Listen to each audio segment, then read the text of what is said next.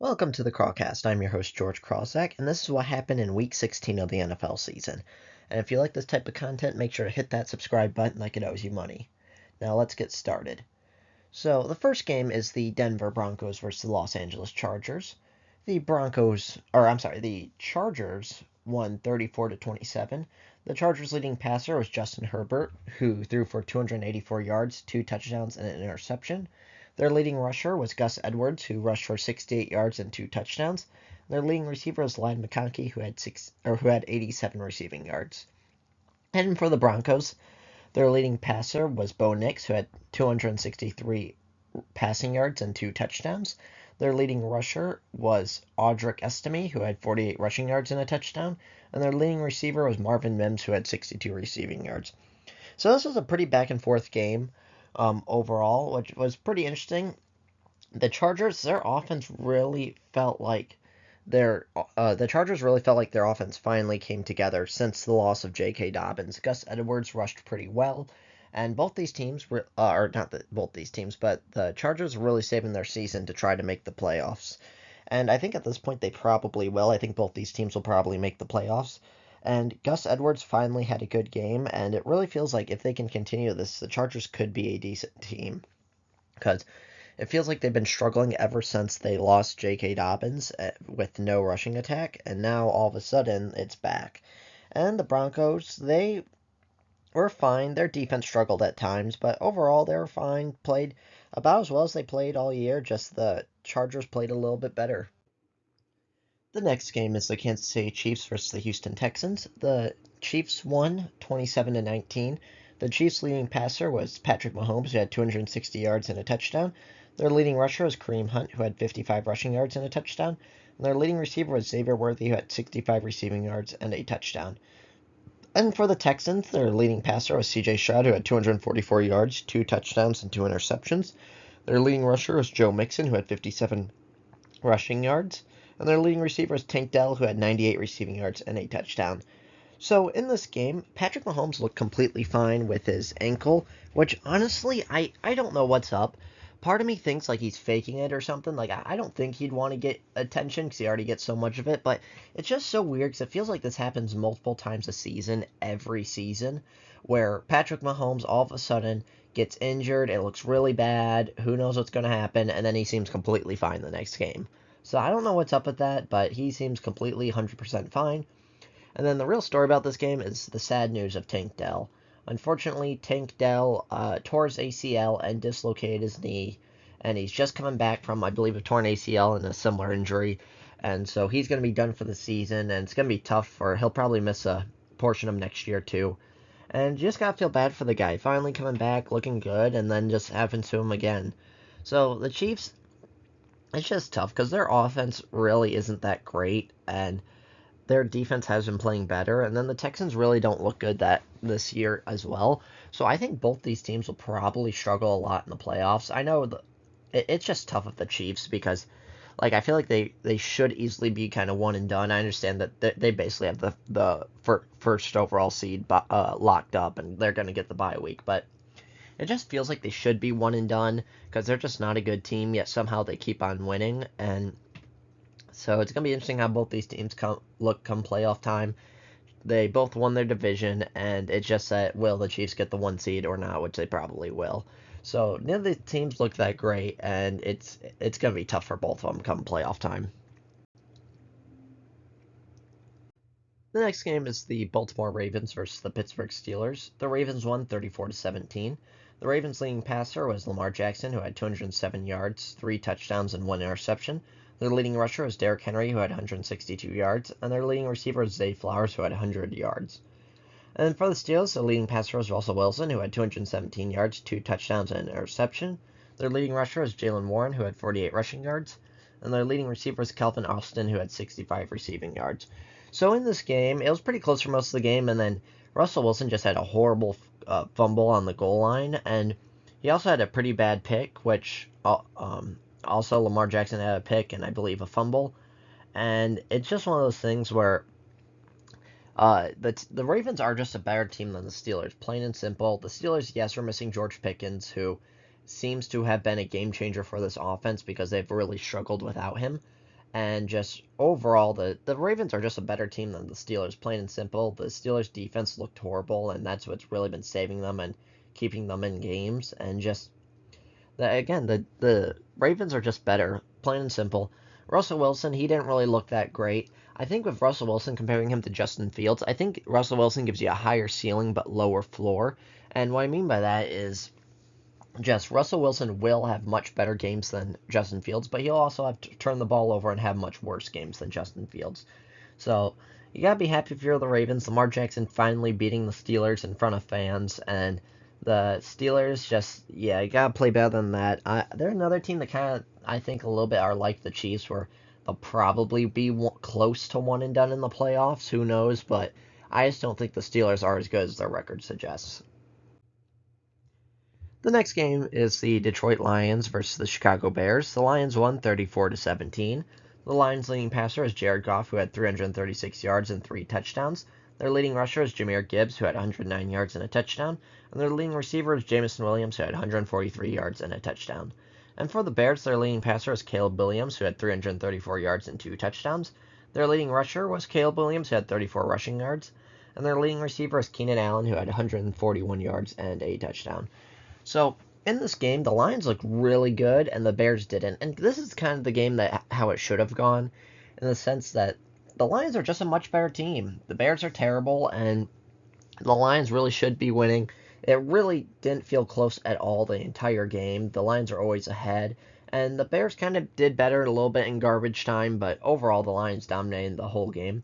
And it was really nice to see teams watch tape, because what happened was there was a nice play where Jared Goff pretended to fumble and then threw a touchdown pass to Sam Laporta, and that was directly off of the Packers game. I believe it was the end of last year, or it could have been the beginning of this year. It was one of the two, where Jordan Love fumbled a snap, and that caused the Bears corners to leave their man. And then all of a sudden, he hit Luke Musgrave, who was wide open. So they saw that, okay, if you fumble a snap against the Bears, their corners will leave their man, and you'll probably have someone wide open. And it worked. And so that's really nice to see, just teams learning and evolving, and you can like directly see the parallel. And and again, the Bears got a little bit luckier because when it was against the Packers, they sent a man blitz, so Luke Musgrave was wide open. At least this time they had the safeties back, even though it didn't matter. And so it's going to be really interesting if Ben Johnson becomes the next head coach of the Bears. And wherever Ben Johnson goes, if he goes anywhere, maybe he doesn't see himself as a head coach, but he's going to be like looking like one of the best head coaches in the league probably. And then the Bears, they've just been struggling a lot. I really can't explain it because it looked like they had such an upward trajectory in the sense that they fired their offensive coordinator and Thomas Brown became their offensive coordinator. And then all of a sudden they nearly beat the Lions, they nearly beat the Packers, they nearly beat the Vikings. And now, since they fired Matt Eberflus and hired Thomas Brown as their head coach, he's just been terrible, and the Bears have just spiked downward in their trajectory and just looked terrible. And so maybe he's one of those guys that's a good coordinator but can't be a head coach. But I don't know. Just the Bears are just really in trouble. Caleb Williams seems to be holding the ball too long. At least he does have flashes of looking good, so I do think he probably will be their franchise guy. But just overall, the Bears just need to play better, plain and simple. I think they do have the talent to do it. Just they're just not looking good. The next game is the Los Angeles Rams versus the New York Jets. The Rams won 19-9. The Rams' leading passer was Matthew Stafford, who had 110 yards, 1 touchdown, and 1 interception. Their leading rusher was Kyren Williams, who had 122 yards and a touchdown. And their leading receiver was Puka Nacua, who had 56 receiving yards. And for the Jets, their leading passer was Aaron Rodgers, who had 256 yards and a touchdown. Their leading rusher was Breece Hall, who had 52 rushing yards. And their leading receiver was Davante Adams, who had 68 receiving yards and a touchdown. So, in this game, it really felt like the Jets dominated for most of the game. And then, this seems like a perfectly summed up Jets game where their offense was really looking great at the beginning.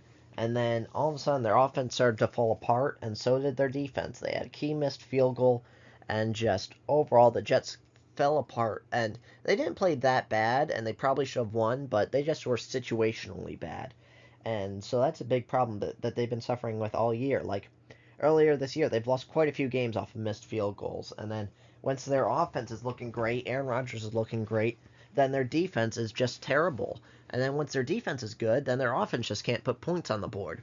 So the Jets, it feels like they're a good team. It's just that they can't put everything together all at once. And so overall, just they're just in trouble. I think everyone's just trying to play for next year in the sense that Aaron Rodgers, Devontae Adams, all of them are trying to show, like, hey, we are good enough to run this back one more year, and just maybe with some better coaching, we can do it. And the Rams, you gotta be happy with the win. You're one step closer to making the playoffs, which they probably will. I think they're gonna win the division. And like I said, they didn't really play that great either, but they got the win, and that was important, and that's what they needed. The next game is the Atlanta Falcons versus the New York Giants. The Falcons won 34-7. The Falcons' leading passer was Michael Penix Jr., who had 202 yards and an interception. Their leading rusher was Bijan Robinson, who had 94 rushing yards and 2 touchdowns. Their leading receiver was Darnell Mooney, who had 82 receiving yards. And for the Giants, their leading passer is Drew Lock, who had 210 yards, 1 touchdown, 2 interceptions. Their leading receivers Tyrone Tracy, who had 26 rushing yards. Sorry, that was their leading rusher. And their leading receiver was Malik Neighbors, who had 68 receiving yards. So in this game, it was noticeably different with Michael Penix Jr. because he did play pretty decent. He didn't play great, but he didn't play terrible. And I feel like you can't really fairly grade this game because he did play decent and he does deserve credit for that. But it's just that it's against the Giants, and the Giants are probably the worst team in the NFL. Plain and simple, like it's tough getting credit for that when the Giants are terrible. He did throw an interception, but that wasn't his fault. Kyle Pitts just dropped the ball, and honestly, Kyle Pitts has been looking terrible. Like, I know everyone, myself included, made fun of the Falcons for, why are you giving the ball to Jonnu Smith instead of Kyle Pitts? But now it kind of seems like a reason why. Kyle Pitts really hasn't looked good this year, and he really hasn't looked good at all this career. And I always thought it was just, oh, he hasn't had a good quarterback. But honestly, it might just be him. And then you can notice a difference where they're running a lot of play action, a lot of rolling out of the pocket for Michael Penix Jr., and I don't know if Kirk Cousins is just bad and can't do it anymore because he's old, or if he's still recovering from his ACL injury. But just, he is looking better than Kirk Cousins. It'll be interesting if they make the playoffs or not. I can't believe the Buccaneers blew it. We'll get to that in a minute, but just overall, you got to be really happy if the Falcons get in the win and Michael Penix Jr. doesn't really look terrible. And the Giants, everything's terrible. At least Tyrone Tracy had a great reception that made him look good. Just Drew Lock's clearly not the answer. Tommy DeVito's not the answer. Tim Boyle's not the answer. So you gotta be happy with a loss and that you're going to get the number 1 overall pick probably. And that's all I can say. The Giants' whole team is terrible. There's nothing more than that. They're just terrible, and so you gotta be happy with the number 1 overall pick. The next game is the Carolina Panthers versus the Arizona Cardinals. The Panthers won 36-30. The Panthers' leading passer is Bryce Young, who had 158 yards and 2 touchdowns. Their leading rusher is Chuba Hubbard, who had 152 yards and 2 touchdowns. And their leading receiver is Adam Thielen, who had 43 receiving yards and a touchdown. And for the Cardinals, their leading passer was Kyler Murray, who had 202 yards, 1 touchdown, 1 interception. Their leading rusher is James Conner, who had 117 yards and a touchdown. And their leading receiver is James Conner, who had 49 receiving yards. So in this game, it was a little bit of a shocker in the sense that the Cardinals probably should have won. It's just that Kyler Murray just needs to play better. I know a lot of people are making fun of him for going for it on their own, I think, 18-yard line in overtime, but that's what you needed. They're trying to win the game, and they couldn't afford to lose this because the Cardinals are probably out of the playoffs now, and it's just not looking good for them. They needed to win, and they didn't, and they couldn't. And so, just overall, a bit of a disaster for the Cardinals. And then you got to be really happy if you are on the Panthers, because even though this hurts your draft stock, Bryce Young is looking good. He got hit in the pocket and threw an absolute dagger and just kind of got up smiling.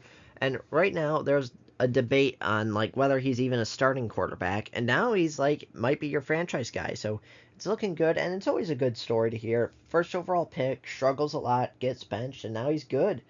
And so I think if you're the Panthers, you got to be really happy with the development of Bryce Young. Like, who cares about your draft pick once you know you got your quarterback of the future, and it seems like they do. So that is the most important thing.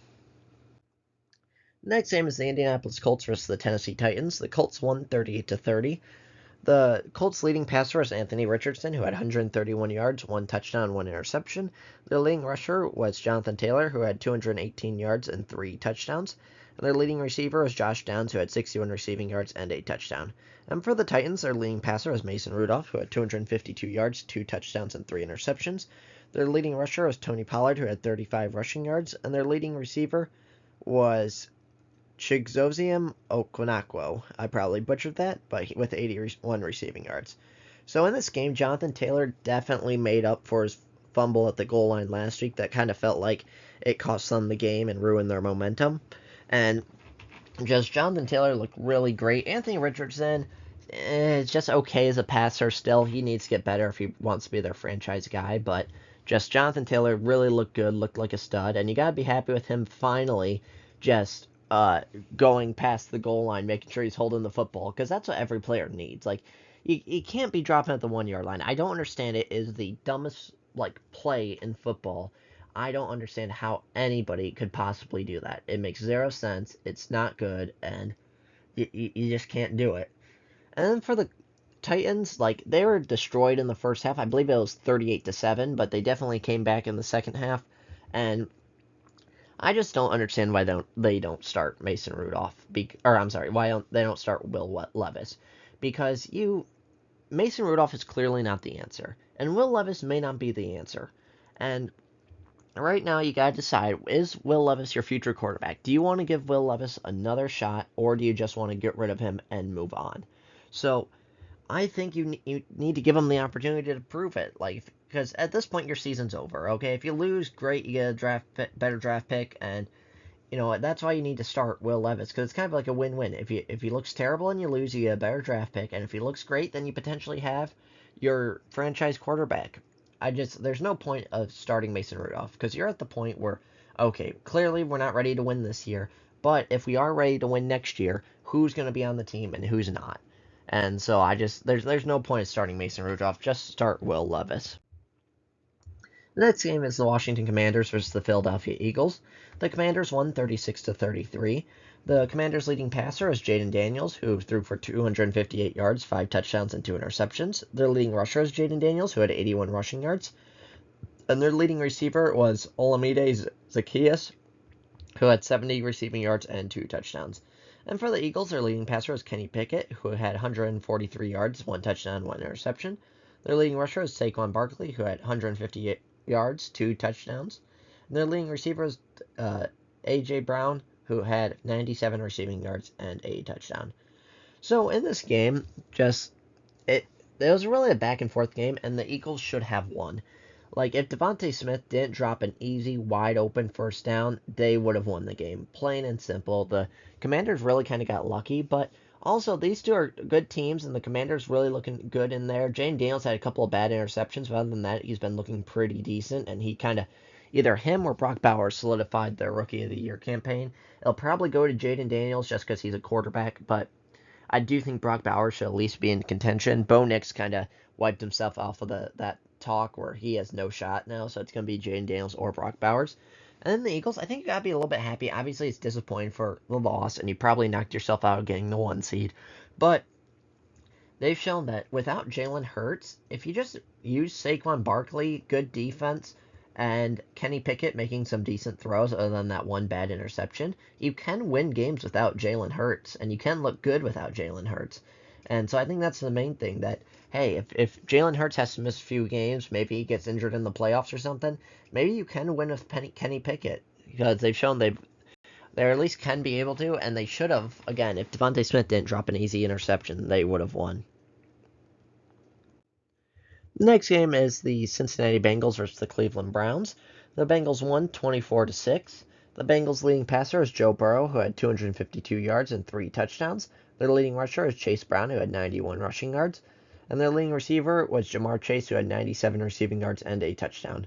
And then for the Browns, their leading passer is Dorian Thompson-Robinson, who had 157 yards and 2 interceptions. Their leading rusher is Jerome Ford, who had 92 rushing yards and a touchdown. And their leading receiver is David Njoku, who had 66 receiving yards.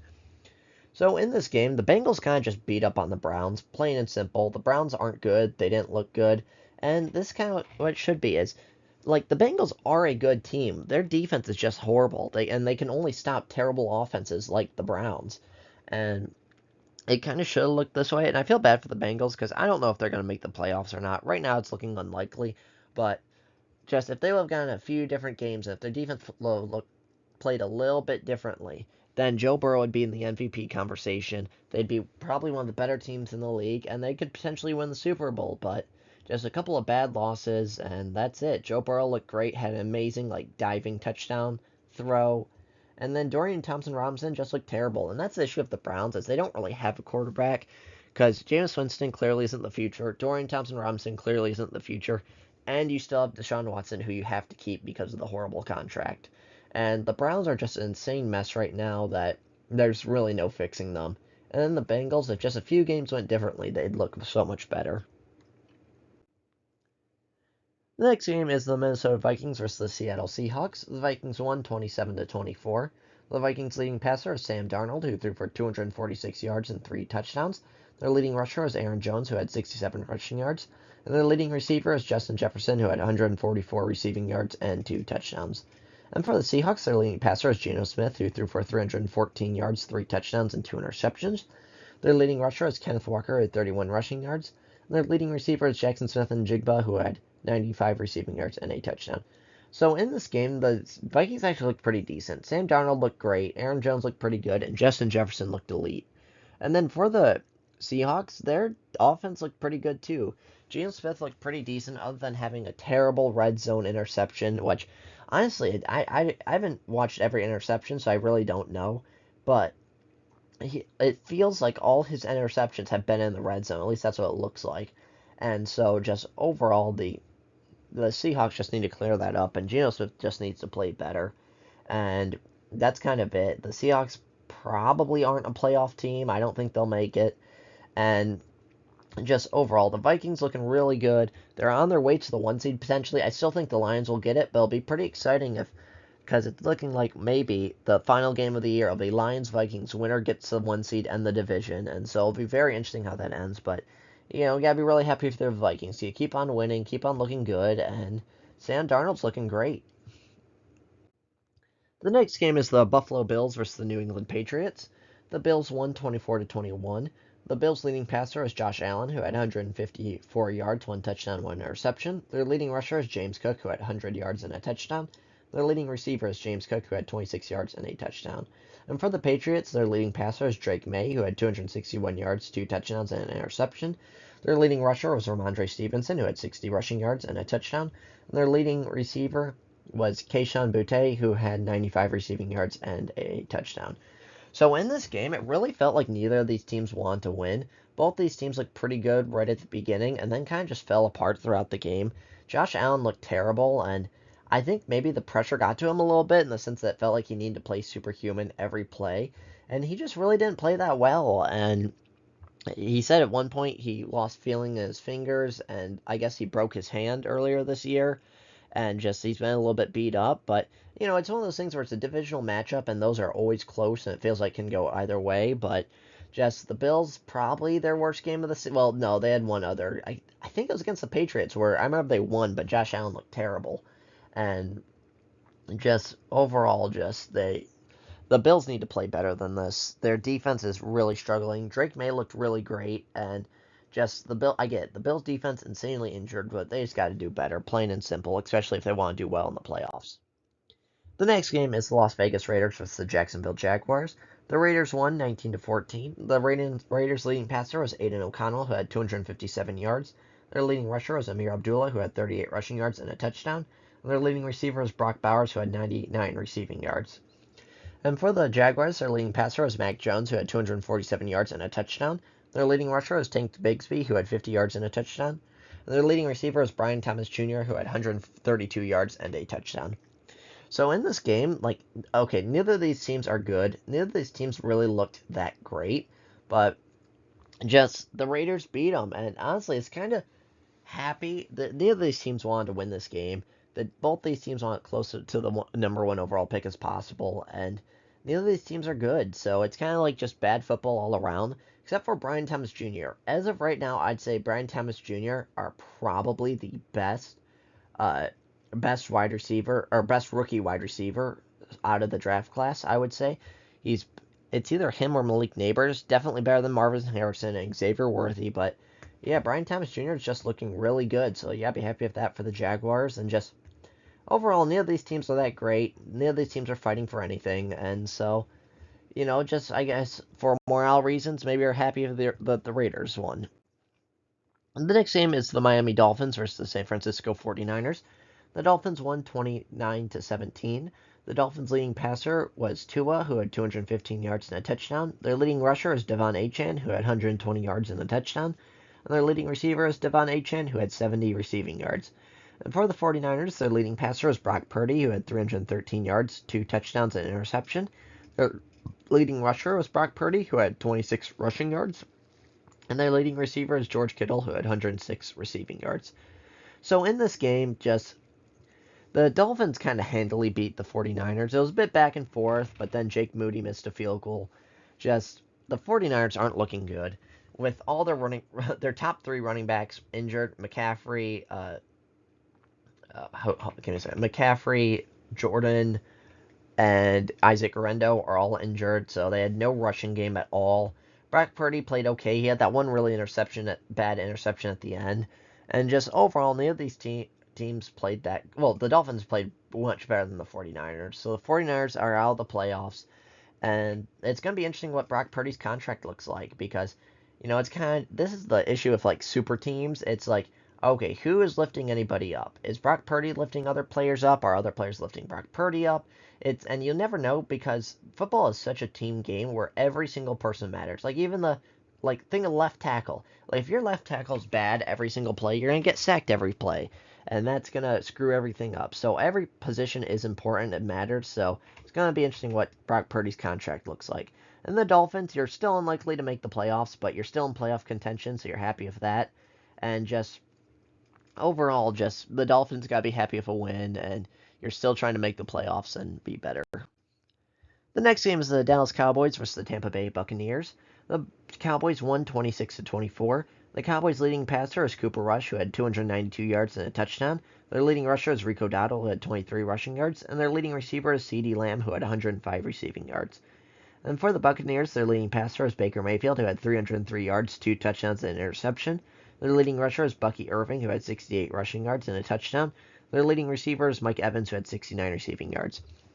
So there was one key play right at the end there. A Lions defender, I can't remember who it was, I think it was their safety, just ripped the ball out of Bucky Irving's hands and won them the game. This is really shocking to the point that the Buccaneers blew it. The Buccaneers are a better team than the Cowboys and really should have won. Cooper Rush played really well, and just overall, the Buccaneers just blew it. Now it's going to be them or the Falcons that make the playoffs. It's going to be very fascinating who wins at the end of this between the Falcons and the Buccaneers. I'd still probably put my money on the Buccaneers because I think they are a much better team than the Falcons. But just overall, just the Buccaneers really blew it. And then the Cowboys, they're fighting for Mike McCarthy's job. I don't know if he will get fired or not at the end here, but just nice win by the Cowboys. Cooper Rush looked good, and you're really trying to keep morale high, so it's good that you won. Just overall, this was probably the most disastrous game for the Buccaneers because you cannot blow this badly like this. The final game of the week is the Green Bay Packers versus the New Orleans Saints. The Packers won 34-0. The Packers' leading passer was Jordan Love, who had 182 yards and a touchdown. Their leading rusher was Josh Jacobs, who had 69 rushing yards and a touchdown. Their leading receiver is Jayden Reed, who had 76 receiving yards. And for the Saints, their leading passer was Spencer Rattler, who had 153 yards and an interception. Their leading rusher is Spencer Rattler, who had 28 rushing yards. And their leading receiver was Foster Moreau, who had 33 receiving yards. So this was just kind of a domination throughout the whole game, and I think a lot of people were expecting a blowout, and this to not really even being close. Overall, the Packers played really great, and then they kind of stopped scoring, but again, they're strategically trying to just run out the clock, and So it's good for the Packers because they've officially clinched the playoffs, and it's going to be interesting how they handle the rest of the season of injuries. Because yes, they're trying to be the sixth seed instead of the seventh seed, and yeah, I'm sure for moral purposes you want to have the best record possible. But at this point, you're only fighting for the sixth versus the seventh seed, which is very, very minimal in difference. Because either the Vikings or the Lions are going to get the fifth or first seed, and then so it'll be interesting how they handle injuries and because the game against Minnesota next week kind of means nothing for them. The game against the Bears the following week also kind of means nothing, although they can't let the Bears win. The Matt LaFleur has never lost to the Bears his entire career, so he can't let the Bears win in the final week of the season, even if it means absolutely nothing. But just overall, this game kind of went how I expected it because the Packers are a good team and the Saints are a terrible team. And overall, kind of, everyone from the Packers played great. Zan Anderson got his first pick. Chris Brooks, I believe, got his first career touchdown. And just overall, this game is kind of exactly what you expect. And this was almost the first season in NFL history without a game with someone scoring 0 points. So I'm very happy the Saints were able to kind of keep the record alive and score the old donut slash goose egg in this game. But overall, again, this game is exactly what you expect. The Packers make the playoffs, and the Saints just get a worse draft pick. So that's what happened in Week 16 of the NFL season. Let me know your thoughts in the comments below. If you like this type of content, make sure to hit that subscribe button like it owes you money. I'll see you on the next one.